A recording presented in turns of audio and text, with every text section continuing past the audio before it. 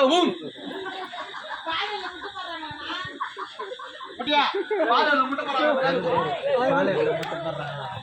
நீ ஒண்ணுமா பேசலாம் என்னமா கண்ணாடி எடுத்து 1.5 மணி நேரம் பவுடர் போடுன்ற பேர்ல இப்படி எடுத்து வச்சுக்கிறான்.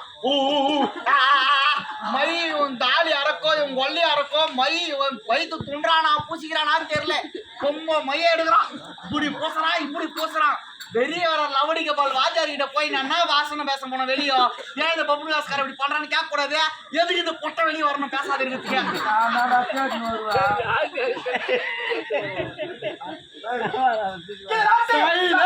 அமைதி காக்கவும் தொடர்ந்து நாடகம் ஆடினுக்கிறோம். பாவம் அவனும் வயிற்றுக்கு சோத்தான்றான். இல்லம்மா பீலான்னு அந்த ஐயா அவன் வயிற்று சோதாம சொன்னால அப்ப 50 சொல்ல மாட்டான்.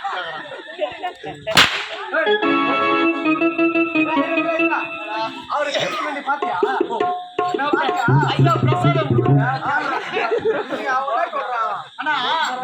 ஒரு சின்ன சந்தேகங்க. இந்த சந்தேகத்துக்கு மட்டும் விலக சொல்றேன். 2வது நான் ஜென்மத்துல வெளியே வரல. இந்த கிளிக்கு இந்த பூனையா என்ன பண்ணுவேன் அவர் பேரரசர் அவர் இஷ்டம் நாளைக்கு அனுப்புறேன் பாலடி கோயங்க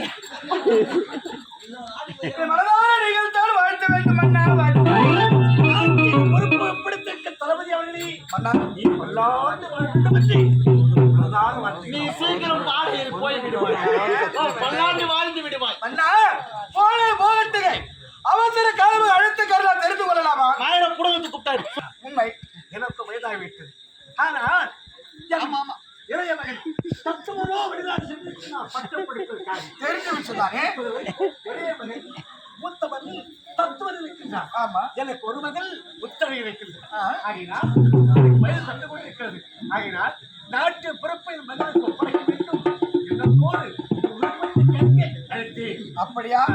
எங்க இருந்தாலும் உங்களுடைய மகளை இந்த அனந்தாயத்துக்கு வரவழைப்பது எங்கள் இருவரும் பொறுப்பாகும்.